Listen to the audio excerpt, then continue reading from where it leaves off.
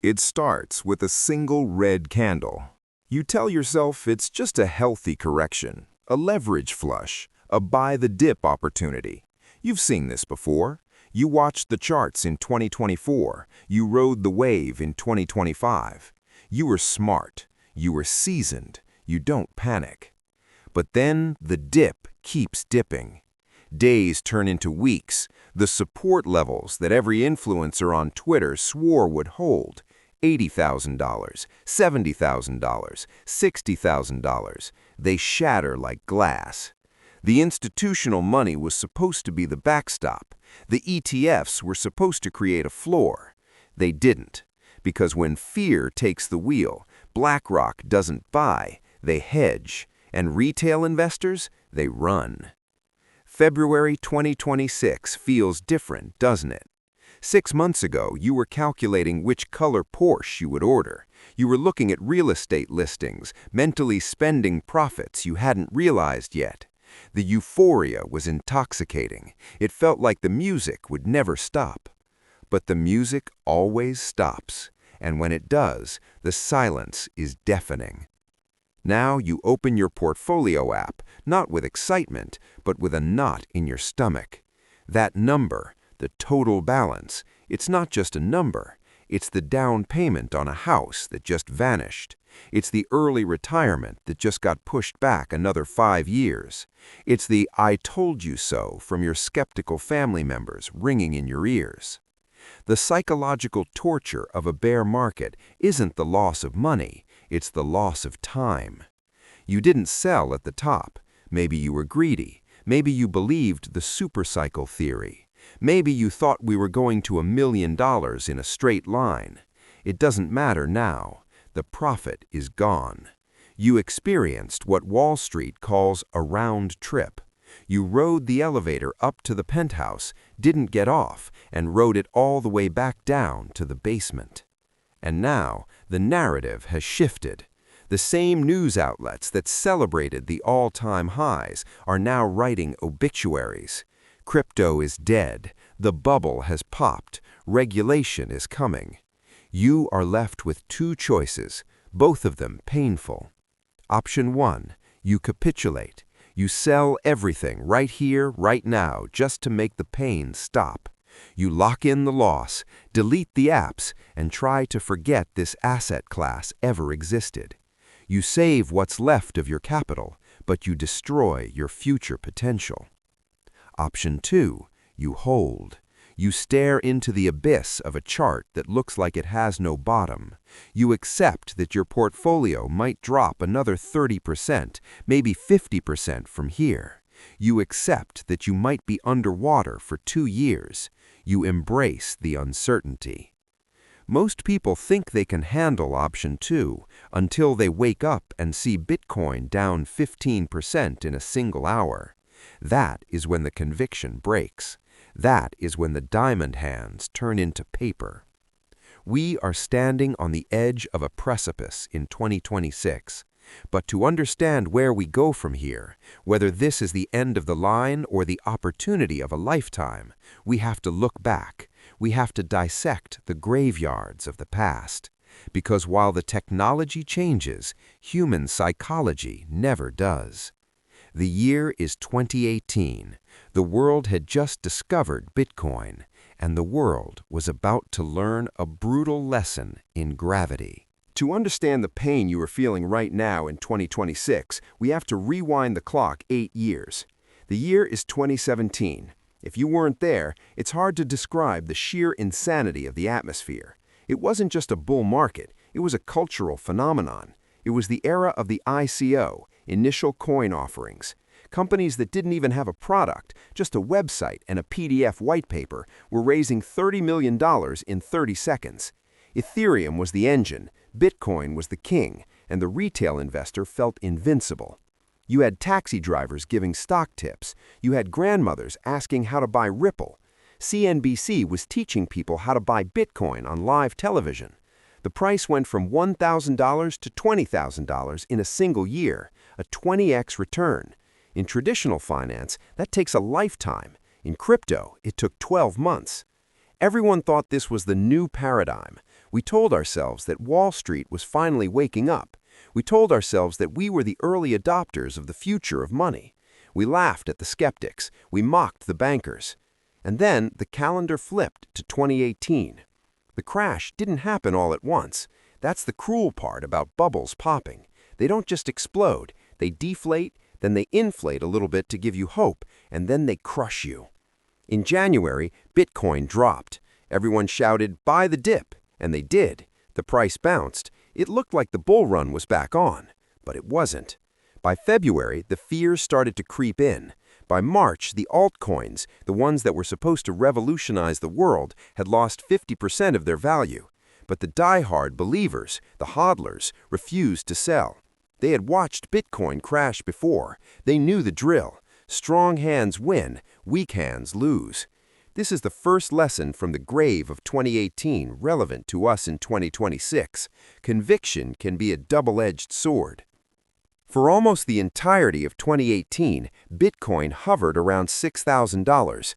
It touched that level again and again and again. It felt like an unbreakable floor. It felt like the bottom. Investors looked at that support level and poured their life savings in, thinking the worst was over. They thought they were buying the bottom of the century. Then came November 2018, the hash war.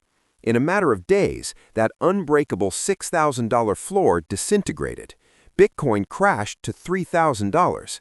That 50% drop, after already being down 70% from the highs, was the moment of true capitulation. That was the moment the hodlers broke. People who had held through the entire year finally sold at the absolute bottom because they thought Bitcoin was going to zero. They didn't sell because they wanted to. They sold because the psychological pain became unbearable. The media victory lap was disgusting. Bitcoin is dead, they wrote. The Ponzi scheme is over. But here is the twist.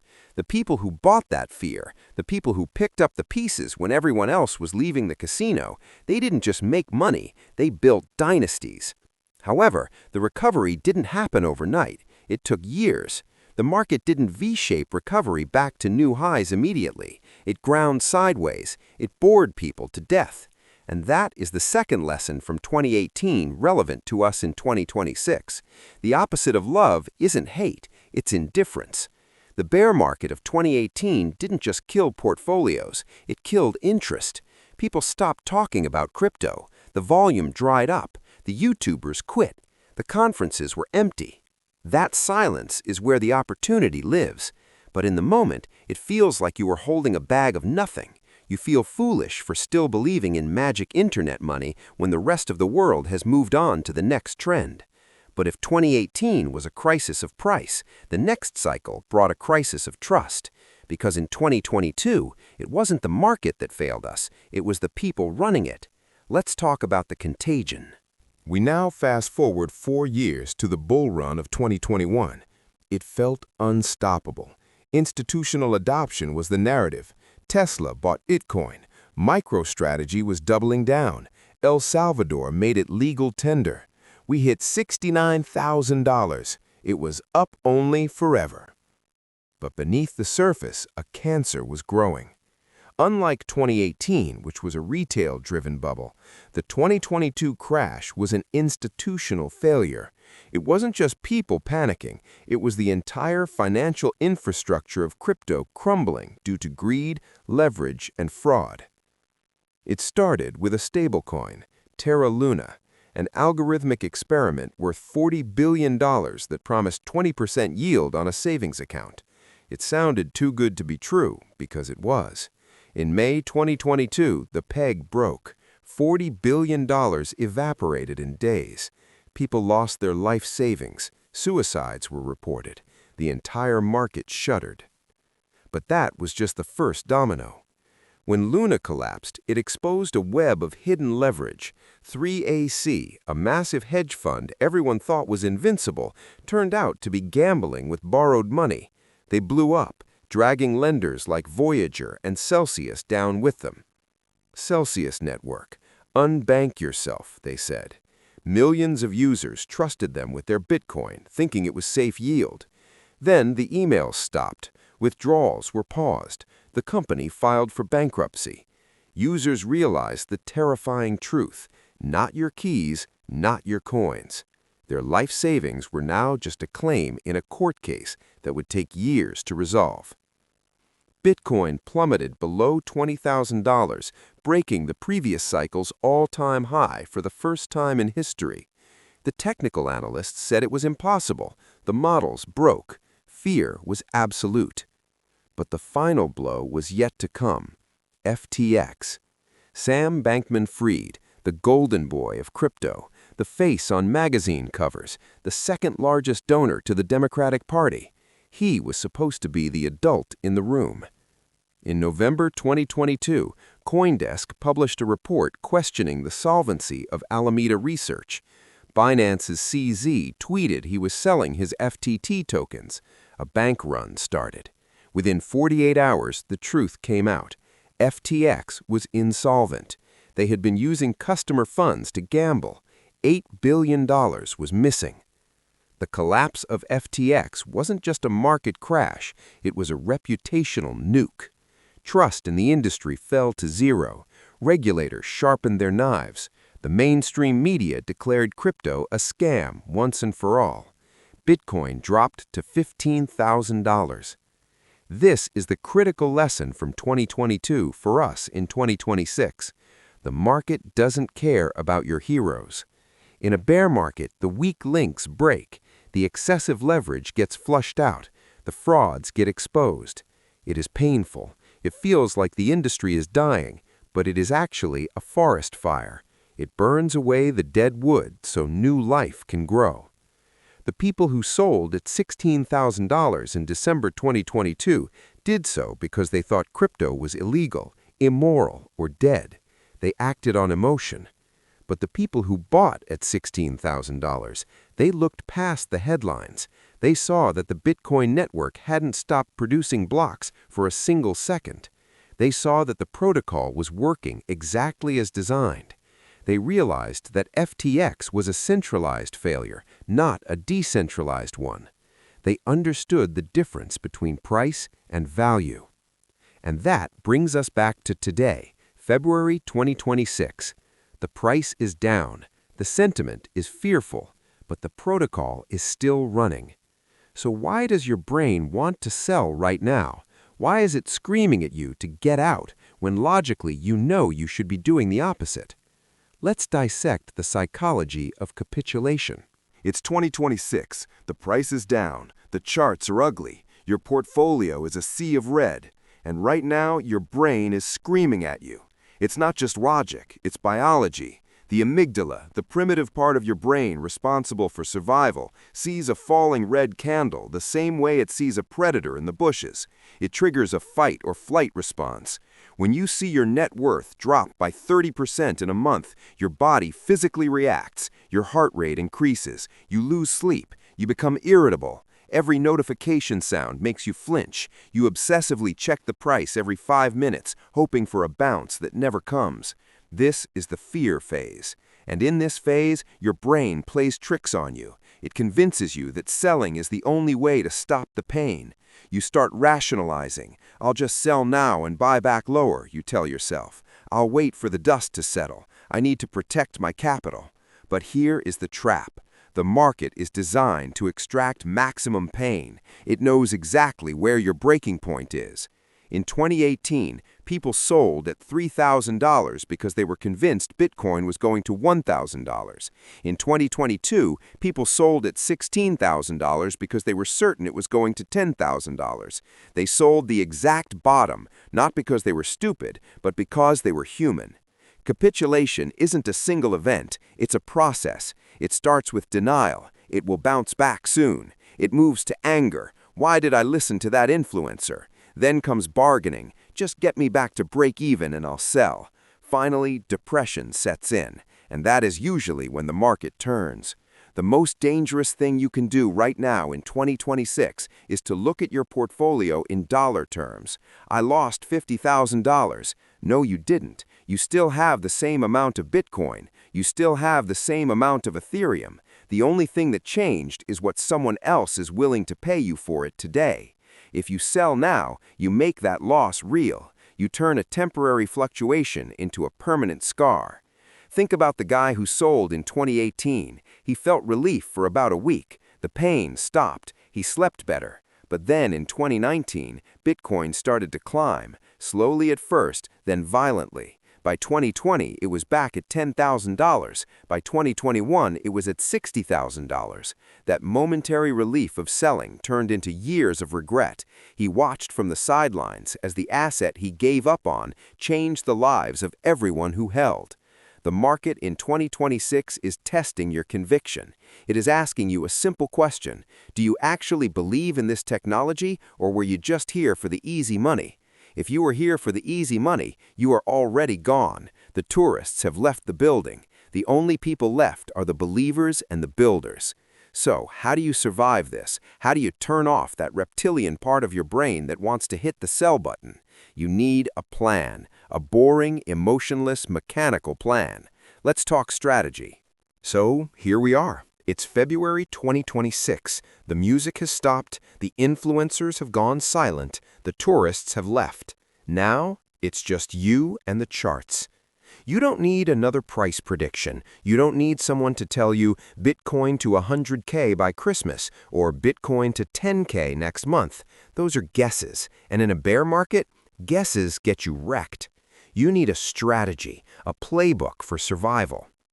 The first rule of surviving a bear market is brutally simple. Do not sell your spot position. If you own Bitcoin or Ethereum without leverage, meaning you own the actual asset in a wallet you control, you have time on your side. Time is the one luxury a bear market gives you. The price might go down 50% from here. It might go sideways for 2 years. But as long as you don't press the sell button, you haven't lost anything except paper value. The second rule, cash is a position. In a bull market, cash is trash. In a bear market, cash is king. It gives you options. It allows you to buy when there is blood in the streets. If you are fully deployed right now, you are paralyzed. You are just watching your net worth bleed. But if you have dry powder, even a small amount, you start to root for lower prices. A drop isn't a disaster, it's an opportunity. The third rule, kill your leverage. If you are trading futures or using margin in 2026, stop. The volatility in a bear market is designed to hunt liquidity. It will wick down to liquidate longs, then rip up to liquidate shorts, all within the same 4-hour candle. The market can remain irrational longer than you can remain solvent. The only way to win this game right now is to not play it. Spot only. The fourth rule, lower your time preference. Stop looking at the 1-hour chart. Stop looking at the daily chart. Zoom out to the weekly. Zoom out to the monthly. If you bought Bitcoin in 2017 at the absolute top, $20,000, and held it for 4 years, you were up 3x by 2021. If you bought the top in 2021 at $69,000, you are likely still in profit today in 2026 if you just held. The only people who lose money in Bitcoin over a 4-year period are the ones who try to trade the noise. Finally, the most important rule, disconnect. A bear market is boring. It is designed to bore you into selling. The price will go sideways for months. The news will be negative. The regulatory FUD will be endless. Stop checking the price every hour. Delete the apps from your phone if you have to. Set price alerts for key levels and walk away. Go outside. Learn a new skill. Build a business. Spend time with your family. Your job right now isn't to make money. Your job is to survive. If you can hold your position, keep your keys safe, and ignore the noise for the next 18 to 24 months, you will look back at this moment in 2026 as the best financial decision of your life. The market rewards patience, not activity. And remember, every bear market eventually ends. The sun always rises. Let's bring it all home. While you are staring at your red portfolio, paralyzed by fear, do you know what the smart money is doing? Do you know what the institutions, the family offices, and the whales are doing right now in February 2026? They are celebrating. They aren't looking at the price drop as a tragedy. They're looking at it as a discount. This is the part of the cycle that the media never explains to you. They call it a crash, but in finance, we call it a transfer of wealth. Think about it. For every person who panic sells their Bitcoin at a loss today, there is a buyer on the other side. Who is that buyer? Is it another retail investor who's just as scared as you? No, retail is gone. The retail investor is the one selling. The buyer is an entity with a 10-year time horizon. It's a sovereign wealth fund quietly accumulating without moving the market. It's a corporation putting Bitcoin on its balance sheet. It's a billionaire who missed the entry in 2024 and has been praying for this exact drop. They use OTC desks, over-the-counter trading.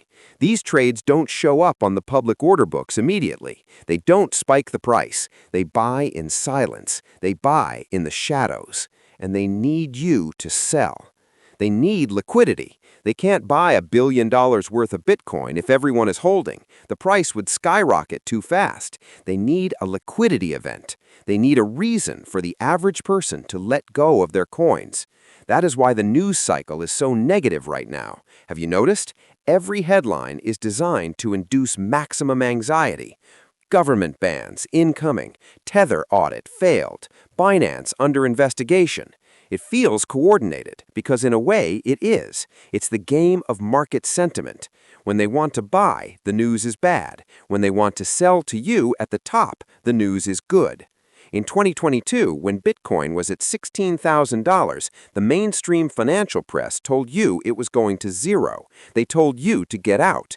And while you were reading those articles, terrified, on-chain data showed that wallets with more than 1,000 Bitcoin were accumulating aggressively. They were buying your fear. Now, in 2026, the script is playing out again. The smart money is using your emotions against you. They know you have a mortgage. They know you have bills. They know you check the price every 10 minutes. They know your pain threshold. They are waiting for you to break. This is not a conspiracy theory. This is market mechanics. The weak hands transfer their assets to the strong hands. The impatient transfer their wealth to the patient. If you sell now, you are voluntarily participating in this wealth transfer. You are the donor. You are the one subsidizing the retirement of someone who simply had more patience than you. Do you want to be the victim of this cycle, or do you want to be the beneficiary? The only difference between the two is your ability to do absolutely nothing when every instinct in your body is telling you to run. We've peeled back the layers. We have looked at the brutal reality of 2026. We have walked through the graveyards of 2018 and the ruins of 2022. We have exposed the psychology of fear and the hidden game of the whales. Now, the choice is yours. This video isn't financial advice, it's a mirror. When you look into that mirror, what kind of investor do you see? Are you the tourist who came here for a quick buck, got burned, and is now leaving with a story about how crypto is a scam?